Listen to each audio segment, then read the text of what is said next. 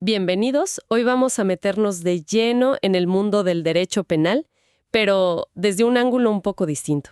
Así es. Tenemos el material de una clase universitaria y la idea es desglosar esas preguntas que todos creemos entender, pero que en el fondo son súper complejas.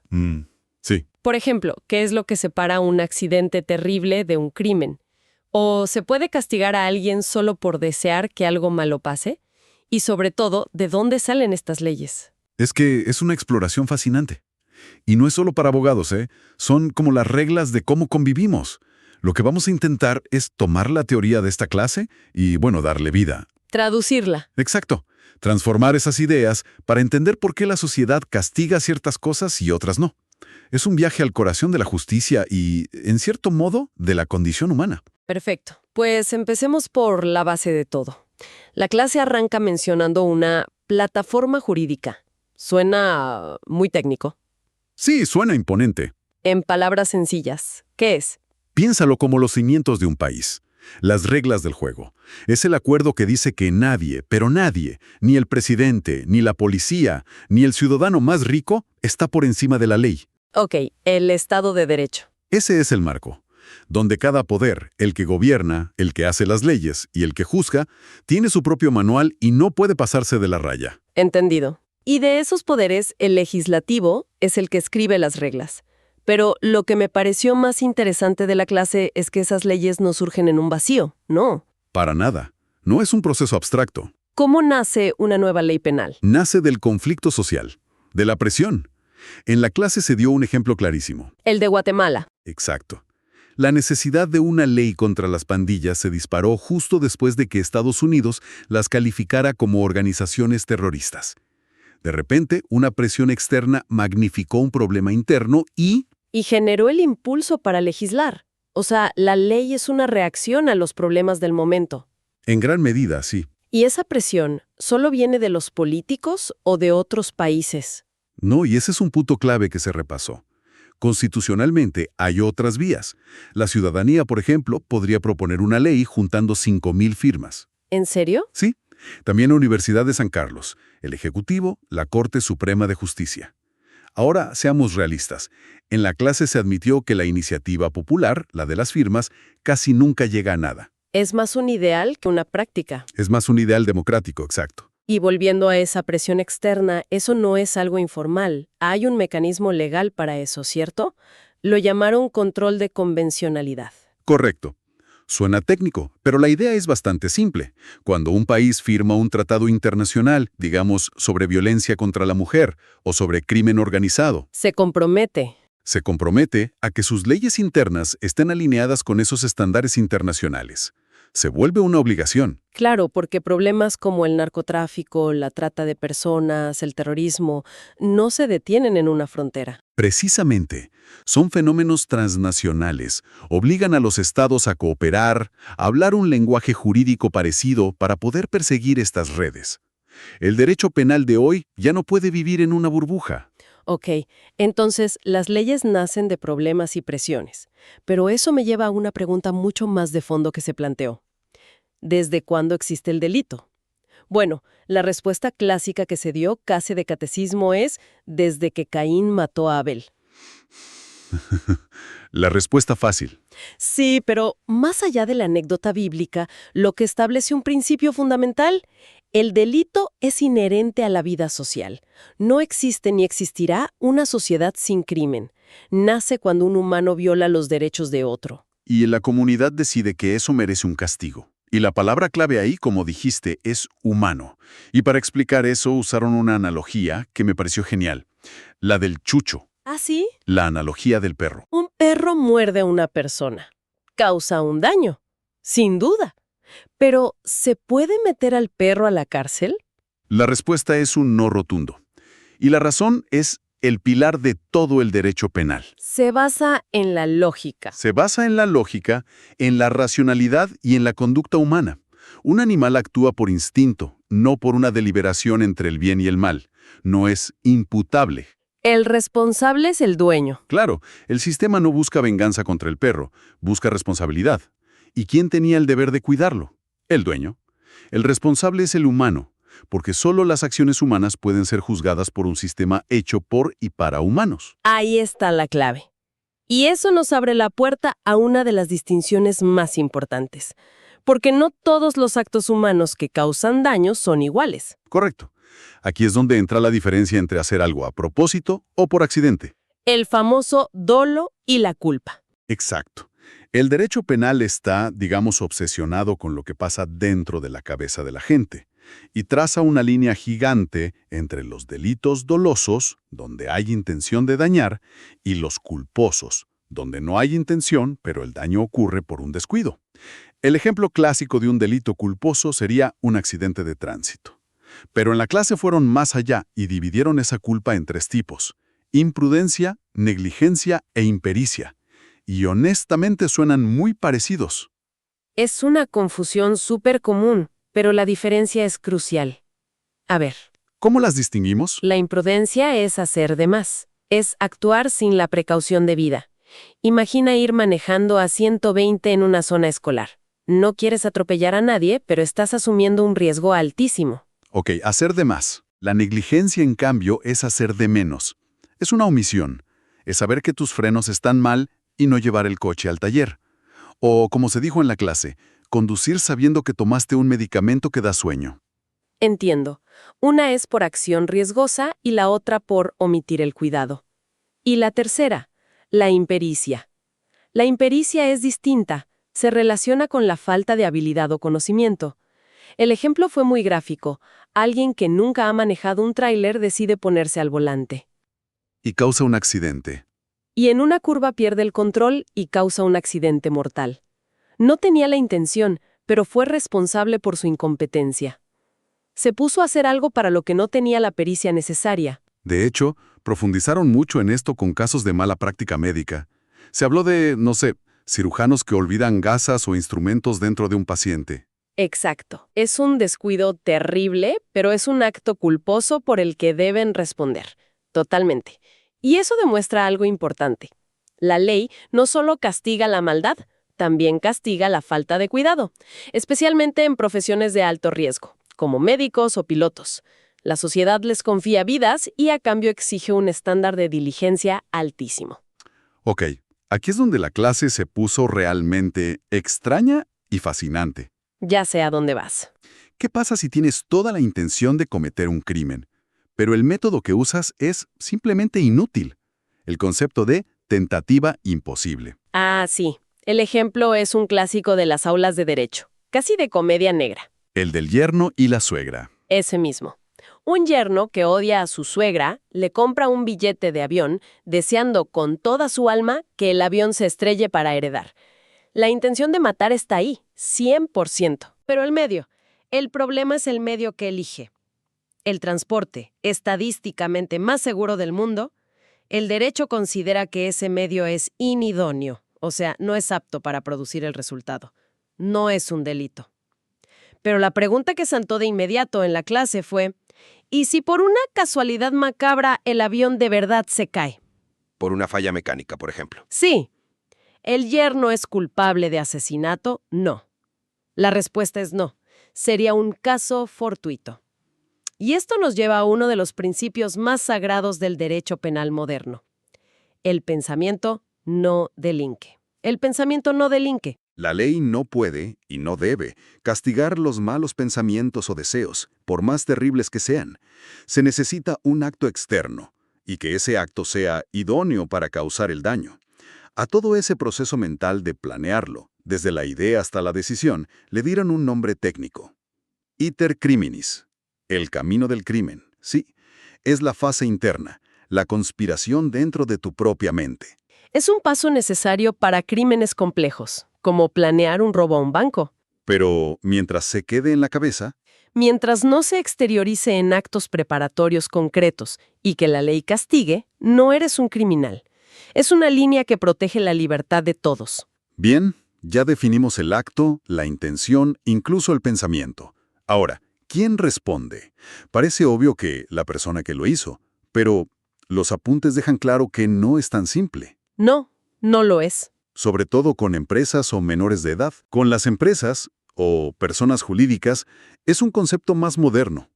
Obviamente no puedes meter a una corporación a la cárcel. La responsabilidad penal recae en sus administradores, en quienes tomaron las decisiones. Pero el debate más intenso de la clase, sin duda, fue sobre los menores. Claro, es una pregunta que la sociedad se hace todo el tiempo. ¿Un adolescente que comete un acto terrible es igual de responsable que un adulto? Y aquí hay una tensión legal muy interesante. La Constitución de Guatemala dice que los menores de edad son inimputables. O sea que no se les puede aplicar el mismo proceso penal que a un adulto. Exacto. Pero luego tienes otra ley, la Ley Pina, que dice que los adolescentes entre 13 y 18 años sí tienen responsabilidad cuando violan la ley penal. Suena como que una ley dice una cosa y otra dice lo contrario. Es una contradicción. Parece, pero no lo es. La conclusión a la que se llegó es que son dos sistemas paralelos. O sea, sí son penalmente responsables, pero se les juzga bajo un sistema totalmente diferente. No se les imponen penas. Sino medidas socioeducativas o de resguardo. Pueden ser privados de libertad, sí, pero en centros juveniles, no en cárceles de adultos, y con límites de tiempo muy estrictos. El objetivo declarado no es tanto el castigo, sino la rehabilitación. Para cerrar, la clase tocó un tema que es increíblemente actual y polémico, el femicidio. Y la pregunta central fue, legalmente, ¿por qué es un delito distinto al homicidio? ¿Acaso matar a una mujer no es simplemente matar a un humano? Desde una perspectiva puramente técnica, etimología, el profesor de la clase planteó justo eso. Homicidio viene del latín homo, humano, y caerde, matar. Técnicamente, ya cubre a cualquier ser humano. Entonces su propuesta era que fuera un homicidio calificado. Exacto. Un homicidio con agravantes, que lo hacen más grave, igual que el parricidio, que es matar a un padre, o el asesinato. Pero entonces, ¿por qué crear una figura legal aparte? ¿Qué lo hace diferente en el fondo? Y aquí es donde choca la lógica legal con la realidad social. La clave del femicidio no es solo que la víctima sea mujer, sino el motivo. Es un crimen de odio. Es matar a una mujer por ser mujer. La fiscalía tiene que probar la misoginia. Y eso revela una tensión, ¿no? Una tensión fundamental. La ley busca categorías lógicas, limpias, pero la sociedad a veces le exige a la ley que nombre y reconozca realidades sociales muy específicas y muy dolorosas, como la violencia de género. El femicidio no es solo un tecnicismo, es la forma que la sociedad encontró para nombrar una injusticia concreta. Y parece que esa distinción a veces se pierde en la práctica. Un estudiante que trabaja como médico forense comentó algo que me dejó pensando. Sí, fue una observación muy reveladora. Contó que en su experiencia, a veces ve cómo se aplica el protocolo de femicidio de forma indiscriminada. Incluso en casos que son accidentes o ahogamientos. Exacto. Y eso muestra que tener la ley es solo el primer paso. El siguiente, y quizá más difícil, es que todos los que la aplican entiendan su espíritu, no solo la letra. Lo que sí queda claro es que las penas son mucho más severas que las de un homicidio simple. Haciendo un recuento de todo este viaje, hemos visto que el derecho penal es mucho más que un código de castigos.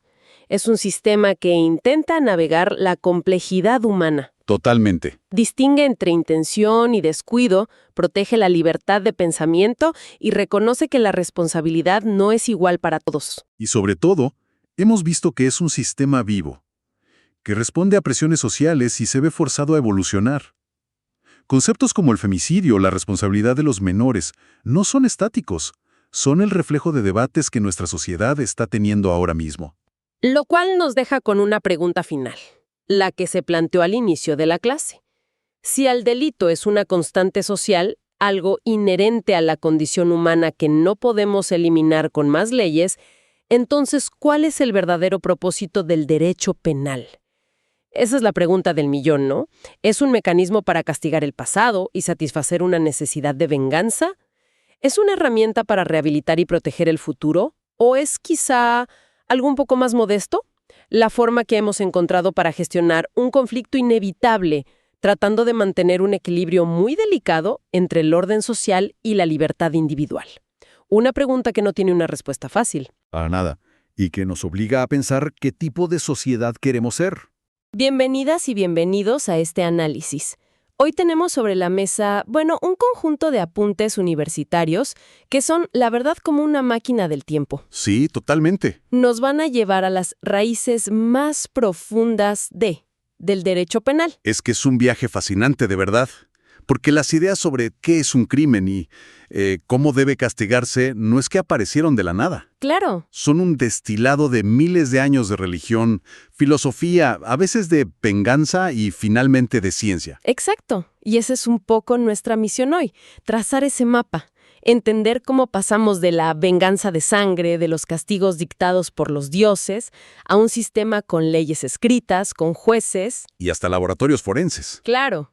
Es un recorrido para entender el porqué de nuestra justicia actual. Y al final creo que para comprender que muchas de las discusiones que tenemos hoy sobre las cárceles, la rehabilitación o la severidad de las penas, en realidad son ecos de debates que empezaron hace siglos. Ok, pues vamos a desglosar esto. Los apuntes nos sitúan al principio de todo, miles de años antes de Cristo. Códigos como el de Hammurabi, en Babilonia. ¿Cómo era la justicia entonces? Suena a que era algo muy directo. Extremadamente directo. No existía la complejidad que tenemos hoy. Los castigos eran físicos, la pena de muerte era común. Y los conflictos entre grupos, se resolvían con guerra. Ajá. Y algo muy curioso. No había una distinción clara entre lo que hoy llamaríamos derecho civil y derecho penal. Una deuda y un delito no estaban en categorías tan separadas. O sea que si le debías dinero a alguien, el castigo podía ser tan físico como si le hubieras robado algo. Podía hacerlo perfectamente. O piensa en la antigua Roma, que también lo mencionan las notas. Si un esclavo cometía una falta, su amo tenía poder absoluto sobre su vida o muerte. Sin más. Sin más. No había un juicio, no había un Estado que interviniera. El poder era privado y absoluto. Pero el hilo conductor de toda esta era es la conexión con lo divino. Claro, esta idea de que la justicia no es un invento humano, sino que viene de los dioses, un mandato divino. Precisamente. Los apuntes dan el ejemplo de la antigua Grecia, donde una sentencia se dictaba, y cito, en nombre de la diosa Atenea. ¡Wow! El juicio era en esencia un ritual religioso para descubrir la voluntad divina. Y aunque esto suene a algo muy antiguo, esa idea ha dejado una huella increíblemente persistente. ¿En qué sentido? Pues fíjate que el material menciona que el preámbulo de la Constitución de Guatemala, un documento legal modernísimo, invoca el nombre de Dios. Ah, mira. No es que la ley sea religiosa para nada, pero ese eco, esa idea de que la justicia tiene un fundamento trascendente, sigue ahí, en nuestro lenguaje, en nuestra cultura jurídica. Y aquí es donde se pone realmente interesante, porque los apuntes nos llevan a un texto que es, fundamental para la cultura occidental. Las leyes mosaicas. Exacto, los 10 mandamientos. Totalmente.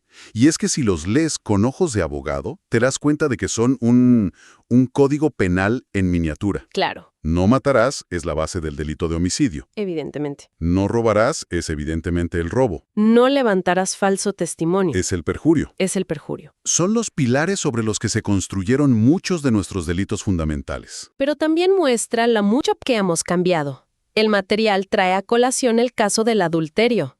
Exacto. El mandamiento de no desearás la mujer de tu prójimo se tradujo durante siglos en un delito, el delito de adulterio, que era castigado penalmente. Sí. Sin embargo, en los años 90, ese delito fue derogado del Código Penal. Lo que antes era un crimen, un asunto de Estado, pasó a ser un asunto moral, o civil, si acaso. Es una prueba perfecta de que el derecho penal no es una roca inmutable, no. Es un reflejo de la moral de la sociedad en un momento dado. Esa es la clave. Lo que hoy nos parece un delito grave, quizás en 100 años no lo sea. Y viceversa. El derecho penal está vivo, se transforma con nosotros, y esa transformación nos lleva a la Edad Media, donde esa conexión entre la ley y la divinidad alcanza su máxima expresión con la Iglesia. Claro, la Santa Inquisición. Ahí ya no se juzgaban solo robos u homicidios. No, para nada. Se juzgaban delitos contra la fe. La herejía, la blasfemia, correcto. Y eran crímenes que se castigaban con una severidad brutal. Y es de esta época, de una de sus prácticas más terribles, de donde heredamos una palabra que usamos todos los días en el ámbito legal, pena. Un momento, la palabra pena viene de la Inquisición. ¿Cómo es eso? La etimología que describen los apuntes es escalofriante y fascinante. La Inquisición creía que el fuego purificaba el alma. Ajá. Por eso quemaban a los herejes en la hoguera. Se suponía que ese dolor extremo, ese tormento, era una forma de limpiar el alma del pecado antes de morir. Si el alma no se purificaba con ese castigo, ¿Qué pasaba? se creía que quedaría vagando eternamente como un alma en pena. ¡Qué increíble! O sea que cada vez que un juez dicta una pena de prisión, sin saberlo, está usando una palabra que nace de la idea de un alma atormentada en la hoguera para purificarse. Exacto. Eso le da una carga simbólica al término que es tremenda. Le da todo un nuevo significado, ¿verdad? Muestra que en el ADN de nuestro sistema legal sigue viva, de alguna forma, esa idea de que el castigo debe limpiar algo. No solo disuadir, no es solo pagar una deuda con la sociedad, sino una especie de purificación. Entonces, antes de que tuviéramos este sistema de jueces, fiscales y prisiones, ¿cómo se resolvían los conflictos? El material describe varias formas de castigo que hoy nos parecerían, bueno, salvajes. Eran sistemas primitivos, pero tenían su propia lógica. El primero que se menciona es la venganza privada. El famoso ojo por ojo. El ojo por ojo, diente por diente de la ley del talión. La lógica era una equivalencia material y directa del daño. Si le robabas una oveja a alguien, esa persona tenía derecho a tomar una oveja tuya. Si le rompías un brazo, Te rompían un brazo. Suena justo, en teoría, pero también como una receta para una escalada de violencia sin fin. claro, ¿quién mide que la venganza sea exactamente igual? Exacto. Se puede salir de control muy rápido. Y se salía de control. Por eso, a nivel de grupos más grandes, como clanes o tribus, existía lo que las notas llaman la venganza de sangre. Ah, ya no es individuo contra individuo. No, ahora es clan contra clan. Si un miembro de mi clan mataba a alguien del tuyo, tu clan tenía el derecho de matar a uno de los míos para restablecer el equilibrio. Una especie de contabilidad macabra entre clanes, para mantener el honor y el balance de poder. Pero, de nuevo, eso suena a una guerra perpetua. Lo era. Y fue precisamente para frenar esos ciclos interminables de violencia que surgió un mecanismo mucho más sofisticado: la composición. Este es un paso evolutivo clave. ¿En qué consistía? En lugar de pagar sangre con sangre, se empezó a pagar el daño con bienes. Ah, un precursor de la indemnización o de la mediación moderna. Exactamente. Se negociaba una compensación para evitar un mal mayor. Si alguien cometió un delito contra el patrimonio, por ejemplo, quizás se le quitaban sus tierras y se le daban a la víctima. Era una forma de reparar sin necesidad de más violencia. Entiendo. Y finalmente, el último sistema que se menciona es la venganza pública. Esto ya suena un poco más a un estado primitivo, ¿no? A una autoridad central. Así es, la idea era que el castigo ya no era un asunto privado, sino de interés para toda la comunidad. Los castigos se ejecutaban en la plaza pública, de forma visible para todos. Para que sirviera de ejemplo. Exacto. El objetivo no era solo castigar al culpable, sino enviar un mensaje. Servía como una forma de prevención general para disuadir a otros. Y en algún momento, toda esta mezcla de venganza, religión, castigos públicos, empieza a sistematizarse. El análisis introduce aquí un concepto clave: las escuelas penales. ¿Qué es una escuela en este contexto? Bueno, una escuela no es un edificio, claro. Es una gran corriente de pensamiento, un cuerpo de doctrina, de ideas organizadas que intenta responder las preguntas fundamentales: ¿por qué existe el delito? ¿Quién es el delincuente? Y sobre todo, ¿para qué sirve el castigo? Son como los marcos teóricos. Exacto, los marcos teóricos que construyeron el derecho penal moderno. Y el material se enfoca en tres. Después de siglos de venganza y castigos divinos, ¿cuál fue el primer gran intento de aplicar la razón a todo esto? ¿Cómo se empezó a construir un sistema? Ese primer gran intento es la escuela clásica, que surge con la Ilustración, la Revolución Francesa. Su aporte es monumental. ¿Por qué? Porque concibe el derecho penal por primera vez como una ciencia autónoma, separada de la religión y del poder absoluto del rey. Y se basa en una idea filosófica central: el libre albedrío. La idea de que el ser humano es racional y elige libremente entre hacer el bien y hacer el mal. Exacto. Para la escuela clásica, el delito es una elección. Y como es una elección, la persona es responsable de sus actos. El castigo, por lo tanto, debe ser una retribución justa y proporcionada por el mal que esa persona eligió cometer, noble o plebeyo. Lo que importa es el hecho que cometió. Si dos personas cometen el mismo robo, deben recibir el mismo castigo. ¿Es el nacimiento del principio de igualdad ante la ley? Ni más ni menos. Es que esa es la base de todo lo que vemos en las películas de juicios, ¿no? La idea de que eres inocente hasta que se demuestre lo contrario, que tienes derecho a un juicio justo. Todos esos son principios de la escuela clásica. La presunción de inocencia, el debido proceso, la necesidad de que los delitos y las penas estén escritos en una ley antes de que se cometa el acto. Claro. Y otro aporte fundamental, la dulcificación de las penas. Proponen abandonar la tortura, los castigos corporales crueles y, sobre todo, separan la ley de los hombres de la ley de Dios. Crean la figura del juez como un tercero imparcial que aplica la ley del Estado, no la voluntad divina. Un cambio de paradigma total.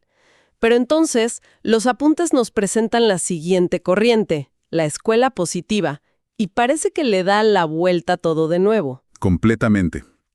Si la escuela clásica se enfocaba en el delito, la escuela positiva pone el foco en el delincuente. Ahí es donde nacen. Ahí es donde nacen la criminología y la criminalística como ciencias.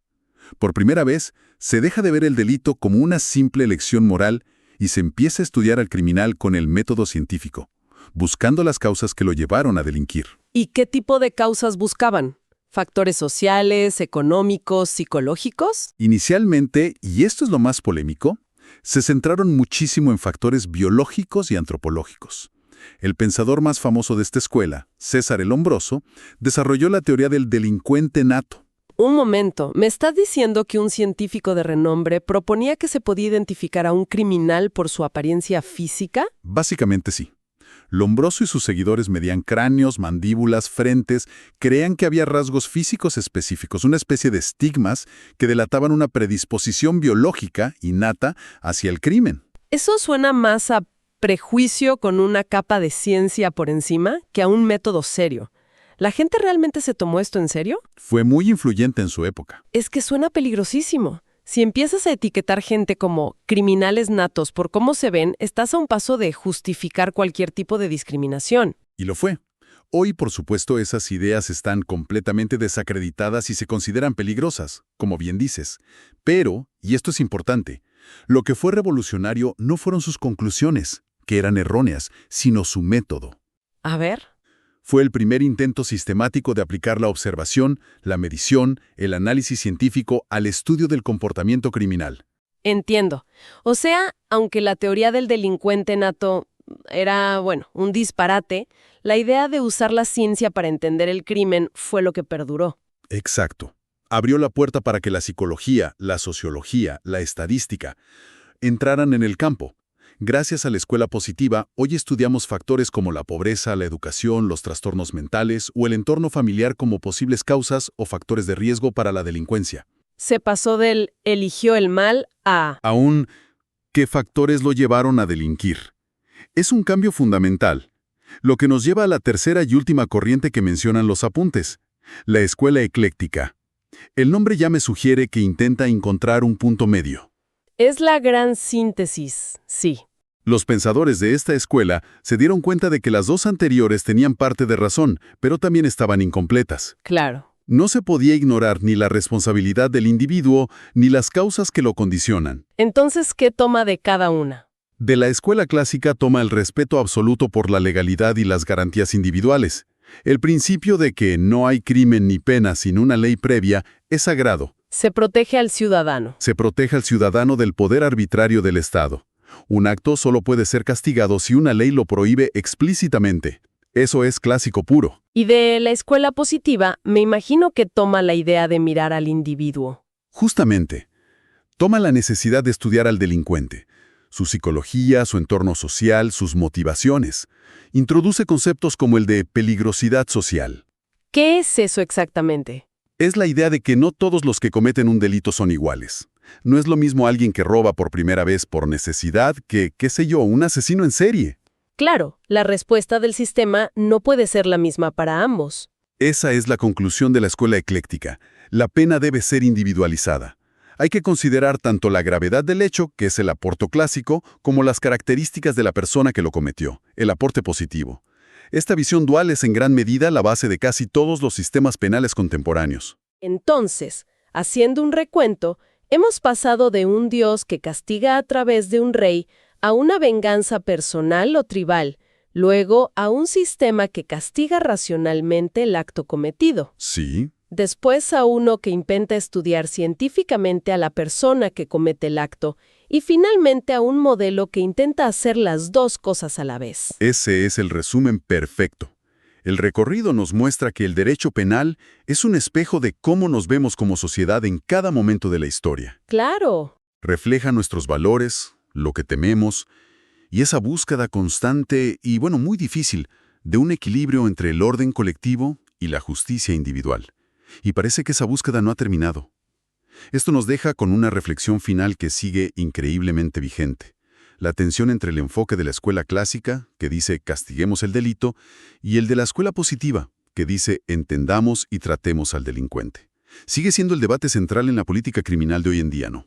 El propósito principal del sistema de justicia debe ser la retribución, pagar por el daño hecho, o debería ser la prevención, la rehabilitación, la reinserción, interviniendo sobre el individuo para que no vuelva a delinquir. No hay una respuesta fácil. Hola y bienvenidos. Hoy nos vamos a meter de lleno en un tema que vemos en las noticias todos los días, pero que pocas veces entendemos a fondo: los fundamentos del derecho penal. Exacto. Tenemos aquí el contenido de una clase universitaria sobre el tema y el plan es, desglosarlo. Queremos entender esos conceptos que suenan súper complejos, pero que al final son las reglas del juego que definen la justicia en nuestra sociedad. Sí, y creo que es clave entender el porqué de estas reglas. No son solo normas puestas al azar. Detrás de todo el sistema hay una lógica, a veces, una lógica con siglos de historia. Totalmente. Hoy vamos a ver no solo qué dice la ley, sino por qué está diseñada así, cuáles son sus partes y, muy importante, dónde están sus límites. Esa es la misión entonces. Convertir esta clase, que puede ser muy densa, en una conversación clara para que se entiendan los cimientos de los delitos y las penas. Bueno, entonces empecemos a desglosar esto. Dale. Algo que me saltó a la vista de inmediato es que ni siquiera hay un acuerdo sobre cómo llamar a esta rama del derecho. No es solo derecho penal. Es que ese es un punto de partida excelente. Porque los nombres que se le dan revelan muchísimo sobre la filosofía que hay detrás, ¿no? A ver. Por ejemplo, en el mundo anglosajón se oye mucho derecho criminal. El foco está ahí, en el crimen, en el acto. Suena muy directo. Claro, enfocado en la acción. Y luego la clase menciona otro término, uno que es todavía más fuerte: derecho represivo. Ese suena a que el único objetivo es castigar y se acabó. Exacto. Y en cierta época, esa era la visión. La idea de que la ley estaba para reprimir la conducta indeseada a través del miedo. Es una visión que hoy se considera un poco anticuada, porque deja fuera cosas como la rehabilitación, pero describe una parte de su función, sin duda. Pero aquí es donde se pone muy interesante. La clase habla de un tercer nombre: derecho de defensa social. ¿Ah, sí? Y lo conecta con el ejemplo de las políticas de seguridad en El Salvador contra las pandillas. Así es. Y es que cuando un Estado usa el término defensa social, el mensaje es clarísimo. La sociedad es una víctima y hay que defenderla de un enemigo. Ya no es un ciudadano que cometió un delito. No. En ese discurso las maras no son ciudadanos, son un enemigo existencial, casi una fuerza invasora. Y bajo esa lógica el sistema penal se convierte en un arma de guerra para proteger al cuerpo social. ¡Wow! Eso lo cambia todo. Ya no es una persona que rompió una regla, es una amenaza colectiva. Y me imagino que eso justifica medidas mucho más drásticas, ¿no? Absolutamente. Permite suspender garantías, hacer detenciones masivas, priorizar la seguridad del grupo sobre los derechos del individuo. Es un lenguaje muy, muy poderoso. Entiendo. Por eso, el término más aceptado técnicamente es derecho penal. Es más neutral. Se enfoca en la pena, que viene de penar, de sufrir una consecuencia por un acto. Es un término técnico, no uno de combate. O sea que las palabras que usamos para describir la ley pueden ser tan importantes como la ley misma. Sin duda, el simple hecho de elegir un término sobre otro puede cambiar radicalmente cómo se aplica la justicia. ¡Fascinante! Bueno, Una vez que queda claro que hasta el nombre es un debate, la clase introduce algo llamado la división tripartita. Suena muy académico, pero parece que es una forma de ver el sistema desde 3 ángulos distintos. ¿Cómo es eso? Es más sencillo de lo que suena. Imagina que tienes un motor. Puedes verlo desde afuera, puedes ver quién tiene la llave para encenderlo y puedes estudiar los planos de cómo se construyó. Esos son los 3 puntos de vista. Ok, me gusta la analogía. El primero es el punto de vista objetivo. En latín se le dice ius poenale. ¿Y qué sería el ius poenale? Pues es simplemente el conjunto de todas las normas escritas, todas las que dicen esto es un delito y este es su castigo. Es el catálogo completo. El libro de reglas, digamos. Exacto. Y un punto clave que resalta la clase es que no es solo el Código Penal. El derecho penal en un país como Guatemala está totalmente disperso. O sea, no es un solo libro que buscas y ya está. Para nada. El Código Penal es la columna vertebral, claro. Ahí los delitos están del artículo 123 al 479 y las faltas, que son como delitos más pequeños, del 480 en adelante. Pero luego tienes un montón de leyes especiales. La ley de armas, la ley de medio ambiente, la ley contra el femicidio. Todas esas leyes juntas son el derecho penal objetivo. Entendido. Es el qué, las reglas escritas. ¿Cuál es el segundo ángulo? El segundo es el punto de vista subjetivo, o ius puniendi. Y esta es una de las ideas más importantes de todo el derecho moderno. A ver.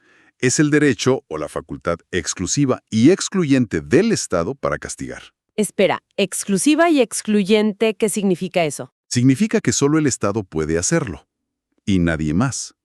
En una sociedad civilizada, un particular no puede montar un tribunal en su casa y sentenciar al vecino. La venganza privada está prohibida. Claro. El monopolio de la fuerza y del castigo es lo que define a un Estado moderno. Y ese poder lo ejerce a través de instituciones muy específicas. ¿Cuáles serían? Principalmente 2. El Ministerio Público, que es el que investiga y acusa. Ok. Pero la decisión final, la de imponer la sanción, recae únicamente en los tribunales de justicia. Y específicamente en los del ramo penal. Un juez de familia no puede enviar a nadie a prisión, por ejemplo. La clase cita el artículo 46 del Código Procesal Penal como base de esto. Tiene todo el sentido del mundo. Si no, sería un caos. Y el tercer y último punto de vista. Es el punto de vista científico. Esta es la dogmática penal. Es el estudio sistemático de todas esas normas y principios. La caja de herramientas de los abogados y los jueces. Justo eso. Es la teoría que usan para interpretar la ley. Aquí es donde se analizan conceptos como el dolo, la culpa, la legítima defensa. O sea, es la teoría detrás de la práctica, donde los expertos debaten el significado de las leyes para que se apliquen de forma coherente. Exactamente. La dogmática es la que ayuda a un juez a decidir si una muerte fue, por ejemplo, un asesinato con premeditación o un simple accidente. Sin esa base, la ley sería arbitraria. Perfecto. Ahora lo veo más claro. Objetivo son las leyes. Subjetivo es el poder del Estado. Y científico es el estudio de cómo aplicarlas. La clase luego propone otra división en 3 ramas, que me pareció genial. La analogía es 1. Las reglas del juego. 2. El manual de cómo se juega. Y 3. La gestión del resultado. Es una analogía muy buena, ¿sí? La primera rama es el derecho sustantivo. Esta es la esencia, las reglas del juego. ¿El qué? ¿El qué? Son las normas que definen el binomio delito-pena. Y la regla de oro aquí es que no puede haber un delito sin sanción, y no se puede imponer una sanción si no hay un delito previamente descrito. Están soldados. Bien. Ese es el Código Penal. La segunda rama. La segunda es el derecho adjetivo o procesal. Este es el manual de cómo se juega, el cómo se hace. El procedimiento. ¿Correcto? Son los pasos, los plazos, las formalidades para investigar a alguien, acusarlo y llevarlo a juicio. Su Biblia es el Código Procesal Penal. ¿Y la tercera rama? La gestión del resultado, el derecho ejecutivo o penitenciario. Es el después del juicio. Se encarga de todo lo que pasa una vez que hay una sentencia firme. Regula la vida en prisión, los beneficios, la rehabilitación. Su guía, en teoría, es el artículo 19 de la Constitución, que busca la readaptación social. Y aquí la clase apunta a algo que me pareció una paradoja brutal. Dice que un juicio puede durar 2 años. Pero esta tercera fase, la de ejecución, Puede durar 20, 30, 50 años. Es que es la etapa más larga de todo el proceso, por mucho. Es una locura. Sí, es una paradoja muy real.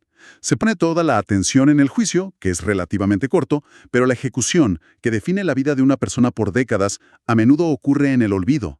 Y eso nos lleva a una de las preguntas más impactantes de la clase. La gran pregunta. ¿Existe o no la cadena perpetua en Guatemala? Porque esto parece un cortocircuito. El artículo 44 del Código Penal dice que la pena máxima es de 50 años. Pero luego vemos noticias de condenas de 2.500 años. ¿Cómo es posible? Es una de las confusiones más comunes, sí. Y la respuesta está en un mecanismo legal que se llama concurso real de delitos.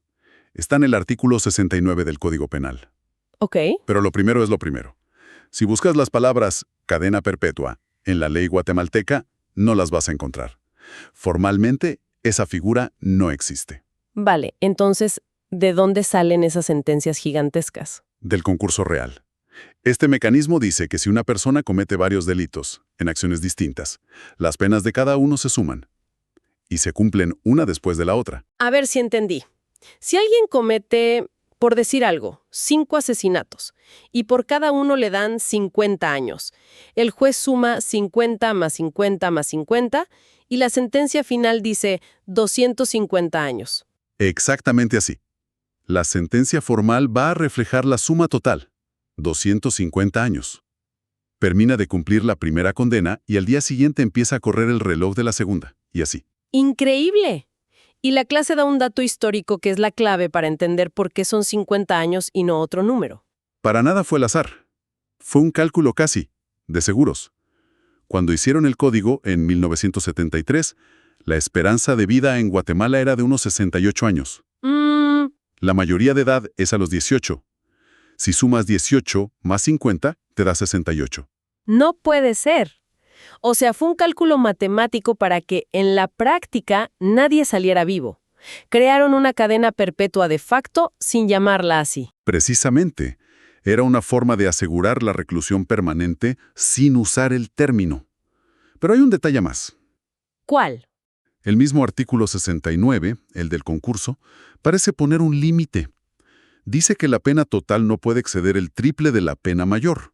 En tu ejemplo de los 250 años, el límite debería ser 150, ¿no? El triple de 50. Cierto. ¿Entonces el juez se equivocó? No, es un matiz de procedimiento. El tribunal de sentencia dicta la condena por la suma total, los 250. Pero luego, el caso pasa a un juez de ejecución penal, y este juez es el que hace el cómputo final y aplica ese tope. Ah, ya veo. Así que, aunque la sentencia diga 250, en la práctica, el tiempo máximo que esa persona estará en prisión es de 150 años, que, bueno, para un ser humano sigue siendo una reclusión de por vida. Clarísimo. En resumen, no se llama cadena perpetua, pero el sistema de sumar penas logra el mismo resultado. Se le podría llamar una reclusión permanente sucesiva. ¿El efecto es el mismo? Todo esto me hace pensar, si las reglas son tan estrictas, ¿de dónde vienen? ¿Quién tiene la autoridad para crear un delito? La clase también toca eso, el tema de las fuentes del derecho penal. Y la respuesta aquí es sorprendentemente rígida.